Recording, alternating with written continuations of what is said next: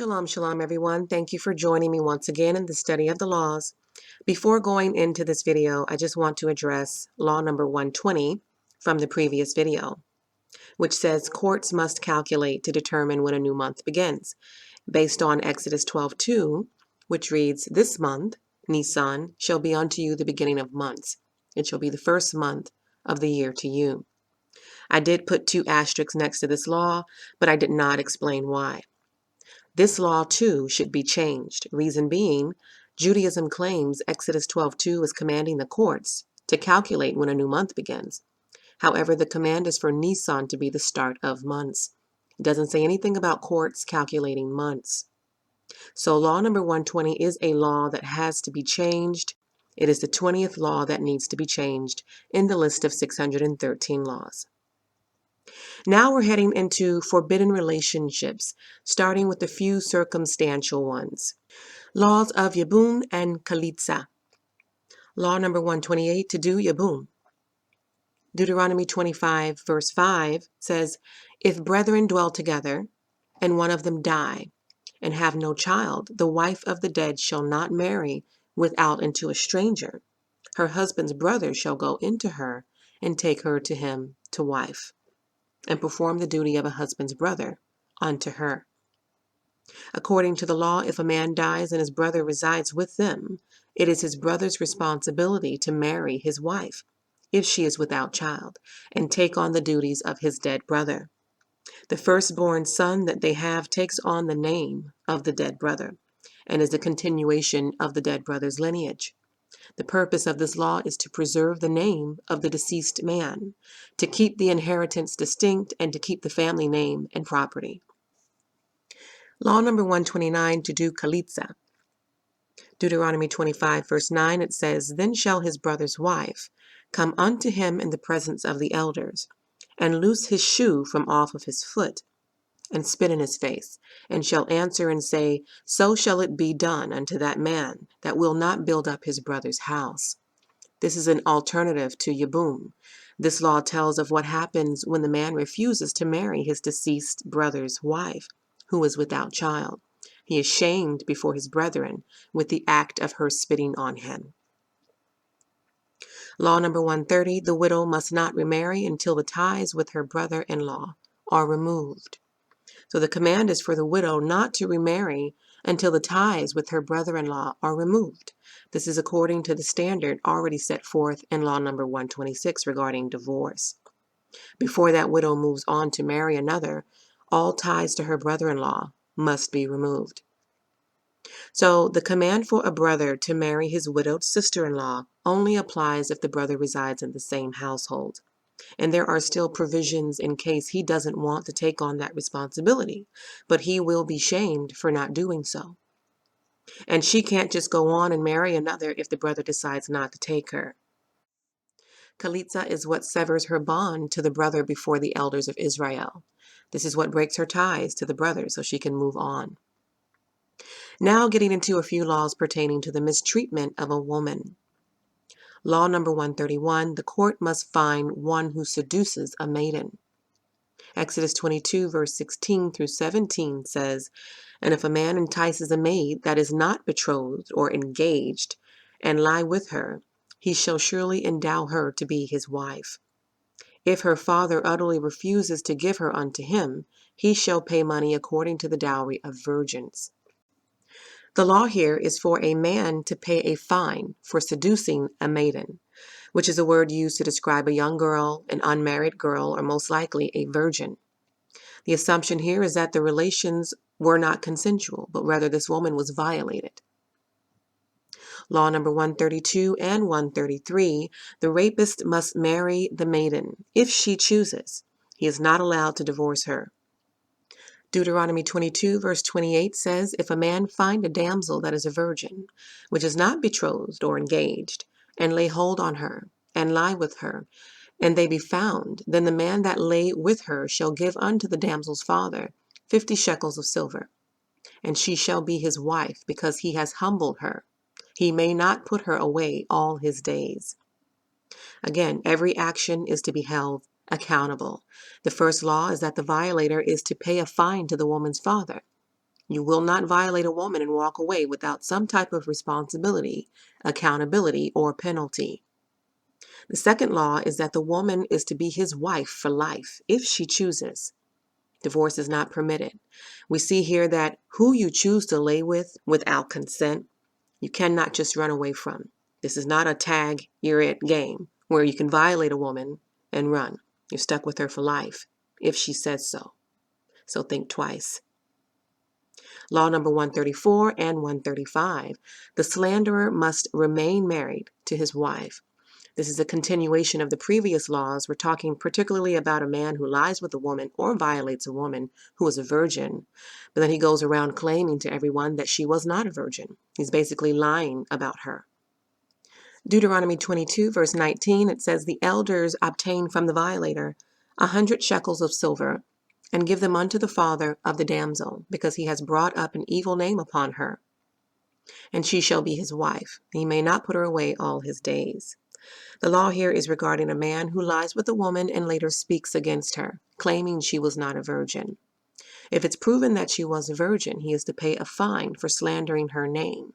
That's law number 134. And be married to her all of his days for lying about her purity. That's law number 135. Now let's look at some laws that address the cheating wife. Laws of Sota. Laws number 136 through 138 are to fulfill the laws of Sota, not to put oil on her meal offering, and not to put frankincense on her meal offering. Numbers 5 verse 30, it says, or when the spirit of jealousy comes upon him, or he be jealous over his wife, and shall set the woman before the Most High, and the priest shall execute upon her all this law. In other words, this is what happens when a man suspects his wife to be cheating. Law number 137 says not to put oil on her meal offering. This process can be found in Numbers 5, verse 11 through 31. An adulterous wife polluted the nation of Israel, making them all unclean. If a man has a spirit of jealousy or a suspicion that his wife has cheated, she is brought before the priest who set her before the Most High, along with her meal offering. And law number 138 says no frankincense was to be poured onto her meal, which was symbolic of drawing the Most High's attention to her potential guilt. Holy water was given to her and expected to cause a curse within her body and make her barren if she had truly cheated. It was expected to have no effect if she was innocent. The Bible calls this water bitter in reference to its potential effect on making her sterile if she had sinned. I'm going to go through these next laws rather quickly now. I previously talked about how many of the commandments being common sense laws that we naturally keep anyway in a civilized world. These are the laws of forbidden relationships, starting with law number 139 and going down a long list of relations, meaning sexual relations we should not have, according to Leviticus 18. And they are the following. Not to have relations with your mother. Off to an interesting start, right? We don't need to be told that, but it is a commandment. Your father's wife, which is your mother-in-law. Your sister. Your father's wife's daughter, which is your stepsister or your sister by marriage. Your son's daughter, which is your granddaughter. Your daughter. Your daughter's daughter, which is your granddaughter. A woman and her daughter. This is problematic. You're basically courting both the mother and the daughter at the same time. Not okay. Law number 147, a woman and her son's daughter. The granddaughter of the woman you're with. For you old men out there who think that might be okay, it's not. Law number 148, a woman and her daughter's daughter. The granddaughter of the woman you're with. Not to have relations with your father's sister. That's your aunt. Can't sleep with your aunt. Your mother's sister, who is your aunt. Your father's brother's wife, which is your aunt by marriage. Your son's wife, who is your daughter-in-law. Your brother's wife. Your sister-in-law. Your wife's sister. Your sister-in-law. By the way, there is an exception to law number 153, not to have relations with your sister-in-law. As we saw in law number 128 through 130, A brother-in-law residing in the home must take the wife of his deceased brother as his wife to continue his lineage. But even still, that brother has passed away now, so taking her is not really a forbidden relationship. Now, I don't know if you guys noticed or not, but these commands appear to be given to the man, right? They're all saying who a man should not be with. This is reflective of the fact that the man is traditionally the leader and the initiator. But there's also a certain level of accountability the man was to have. In other words, they were held responsible for the bed they made, so to speak.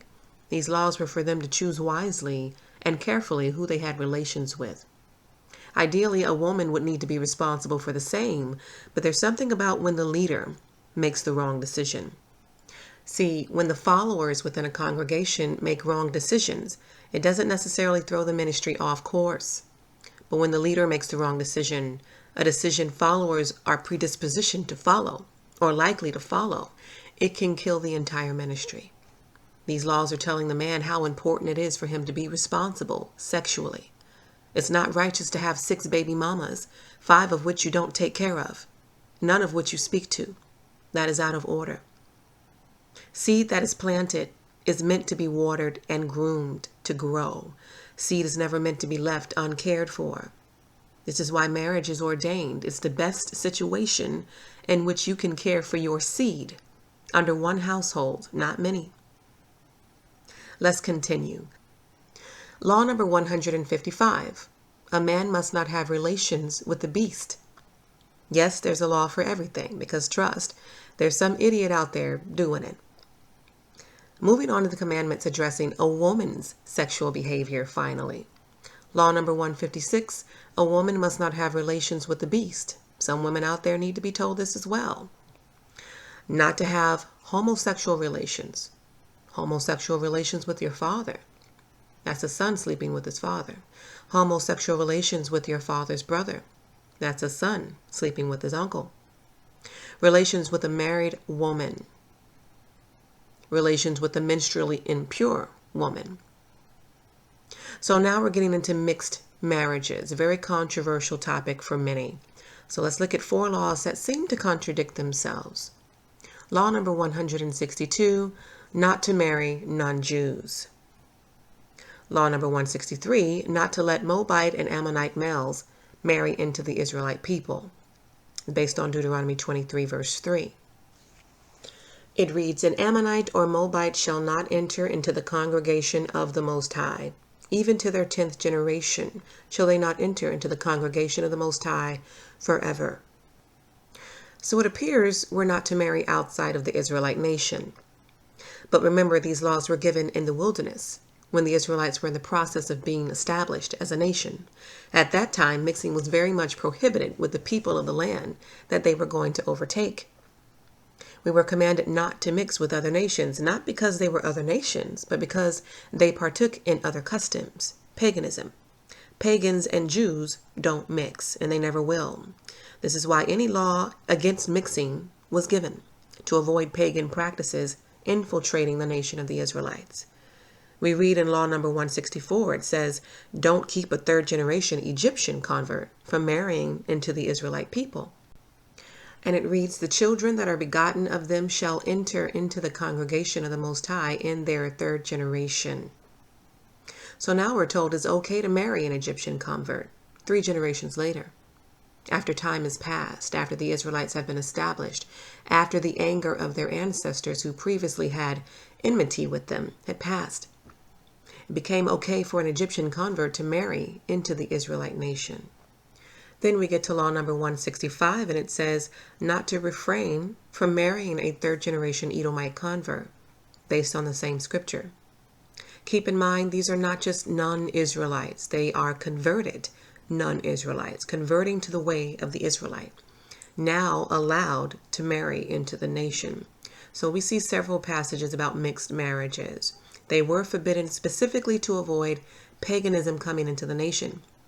If you read Ezra 10, you'll see that Ezra was very strict about marriage. He forced 113 Israelite males to divorce their pagan wives, not because they were foreign women, but because they were pagan women.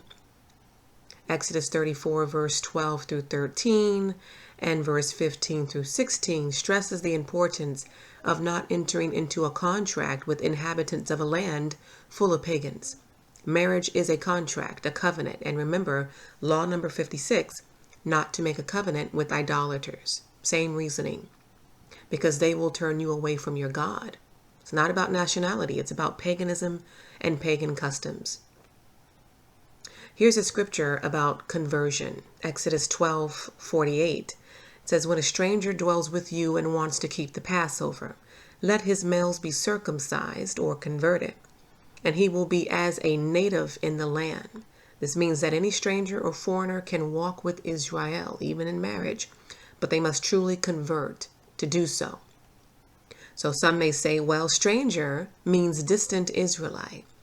If he were a distant Israelite, he would already be circumcised. He would be a native of the nation, just living outside of the people, but still a native. It says once converted, he will be as a native. If he were a distant Israelite, he would already be a native, just distant. So this person, this stranger, was not circumcised and was not a native. He was not an Israelite. An Israelite, even distant, is still a native, although estranged, still a native. So this foreigner or stranger was a non-native, uncircumcised, non-Israelite. Law number 166, not to let a mamzer marry into the people. Deuteronomy 23, verse 2, it says, a bastard shall not enter into the congregation of the Most High. Even till his 10th generation shall he not enter into the congregation of the Most High. The law is regarding conversion.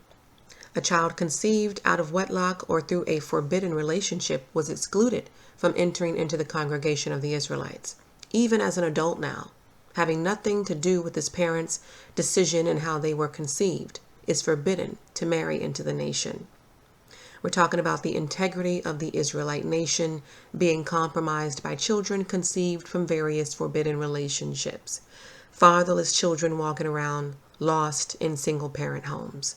It was never meant to be this way, Israel. And see, this law is against that child. You've caused that child's image to be tainted, and he or she had nothing to do with the decision his parents made. But at the end of the day, this law does not speak to the fault of this child, but the responsibility of that child's parents, or lack thereof. There's a lot of accountability in these laws, and some may come across as strict, but this should make us think twice about the decisions we make in life when it comes to sexual relations. How that makes us look to the Most High, how it makes the nation look as a whole, and how it affects your child. Law number 167, not to let a eunuch marry into the Israelite people. Based on Deuteronomy 23:2, a bastard shall not enter into the congregation of the Most High, even to his 10th generation.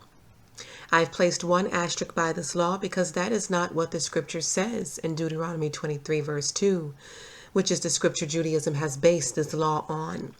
This law has been added by Judaism and needs to be omitted. Law number 168, not to castrate any male, including animals. It's based on Leviticus 22, verse 24, which reads, ye shall not offer unto the Most High that which is bruised, or crushed, or broken, or cut. Neither shall you make any offering thereof in your land. This law is based on the instructions that no man or animal should be with blemish when they approach to make an offering or to be an offering. Law number 169, the high priest must not marry a widow.